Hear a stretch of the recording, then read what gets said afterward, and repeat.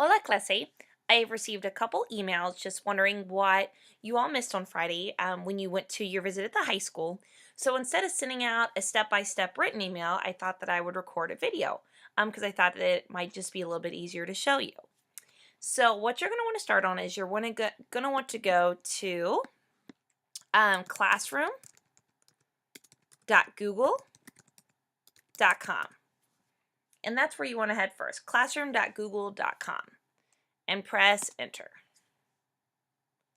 And what is going to happen is it is going to prompt you to enter your Google account. And remember, these are the accounts that we set up the other day in class, your new email addresses. You still have your My Comments email that you're welcome to use. But this, in order to access my Google Classroom, you have to sign in through your Google account. So as you can see, I already have it up here. So I'm just going to click on my name. And the biggest thing to remember is that your email is your last name and your first initial, or I guess some of you have other things depending on if there's other people in the district with the same name. But whatever is in your My Comments email, that is what you're going to see here. Okay, at masonohioschools.com. And then your password is your capital MASON. So the word Mason with a capital M, and then your 6-digit student ID. Okay? So I'll wait for a second if you have two windows open and you're trying to do this at the same time. Again, your last name and first initial at masonohioschools.com. And your password is the word Mason with a capital M and your 6-digit student ID. And if you need to pause this as you're listening to it, that's fine too. But next thing I'm going to do is press sign in. And it should take me to my Google Classroom. Now, I have a lot of Google Classrooms, obviously, because I have a lot of different Google classes. But let's just say, for example, I'm going to click on Belfour. What you want to do is you want to scroll down the wall of the Google Classroom, and you should see something here that says Tema 3 La Familia Writing Assignment. Now, what I'm going to do is I'm going to click on that. And here I can see all of your names and those of you that have turned it in versus those of you that still have to do it. But when you open it, what you're going to see is something that looks a little like this. Okay? And that's just kind of what I'm going to click on. And what it should do is it should open up the item in a Google Doc. And what I probably should have said at the beginning of the video is all this works best if you're working out of Google Chrome. As you can see with having a MacBook, I use Safari a lot, but whenever you're working with any type of Google platform, it just helps if you work out of Chrome.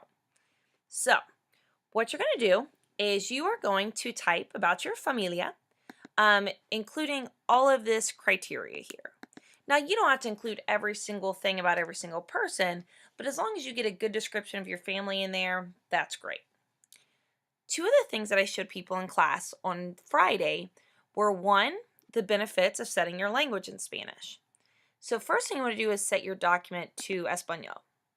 And what you do is you go to File within Google Docs, Language, and then I'm going to pick Espanol. And what that's going to do is that's going to help autocorrect. Let's say, for example, I put the word, or I type Buenos Dias. And do you see here how it underlined Dias for me? It's detecting that it's spelled wrong. So if I go up here to Tools and Spelling, look at that. And it changes it for me. But let's say, for example, and I'm just going to delete this. Let's say, for example, I put the word L. It's not going to autocorrect, or El es guapo. Like that. Do you see how it doesn't underline this? And as we all know, this L should have an accent mark. The reason it doesn't is because it doesn't detect grammar issues. It just detects, like, if there is only, for example, the word DS is always going to have an accent mark, so it knows that. So if you need to put in a letter with an accent mark, you can do it a little bit longer way here, but what I want to show you is this. And I deleted the letter E because I know that's what I need. But I'm going to go up to Insert, Special Characters. And this little thing's going to pop up. The neat thing about this is, if I draw the letter E with an accent mark, take a look what pops up over here. All of my letters. And if you scroll over them, it pops it up a little bit bigger. So if this is the letter E that I want, or in this case, I actually need a capital letter E. So I'm going to draw it in here. Now it's going to give me the capital letter E that I can stick in there. Oops, and it put it up in the top. I want it right here. There we go. And now I have my L with an acento. Google Docs is a little bit different than Microsoft Word. Microsoft Word on Mac and PC, you can use keystrokes, but with Google Docs, you can't. So this is a little bit of a learning curve. So what you're going to do is you're just going to continue to talk about your family, their names, their personality, dates or ages and birthdays, if you know their origin, things like that. And when you get done, what I'd like you to do is delete all that info, all the grading criteria, and delete all of this. And then just under mi familia, put your nombre en español. This was my Spanish name when I was in school, Lilia. So Lilia Richardson, and you'll have your whole thing typed down in this area. You can find a picture from the internet. It doesn't have to be a picture of your family. If you have a picture of your family, that's great. But you can, if it's easier for you to find something on the internet, especially those funny family photos, you can do that too. But the one thing that I can't show you from my platform because I'm not registered as a student is up here, if you look where my cursor is, there's going to be a button that says turn in, okay? Once you get completely done with it, you can just press that turn in button and I will have it in class. What you see here is you don't have to automatically change or save your documents in Google Drive. It just changes it for you. So if you see all changes saved in Drive, this is what gets scary. Look at this. Oh, see ya, done. But when you go back to open yours up, look at that. All of your info is still there. So that's a pretty cool thing, I think. So you don't have to ever worry about, like, oh man, I forgot to save it.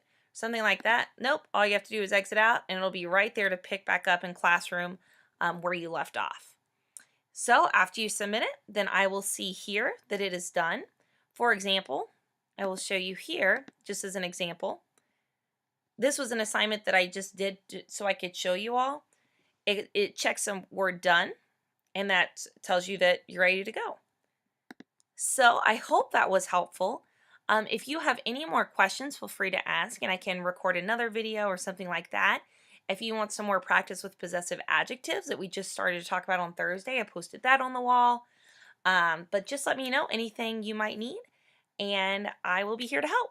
All right, and the last thing I want to tell you is this initially was going to be due on Sunday night at midnight, but because this is new technology that we're using, and I know it's a learning curve, I changed the due date to Monday night at midnight, which I hope none of you are up at Monday night at midnight, but just in case, you know, for some reason you need that extra time in the evening, I did that for you all. So it'll say right up here in the corner, due October 27th, and it'll be due at midnight.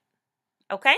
If you need anything, just let me know, and have a wonderful rest of your weekend. Adios.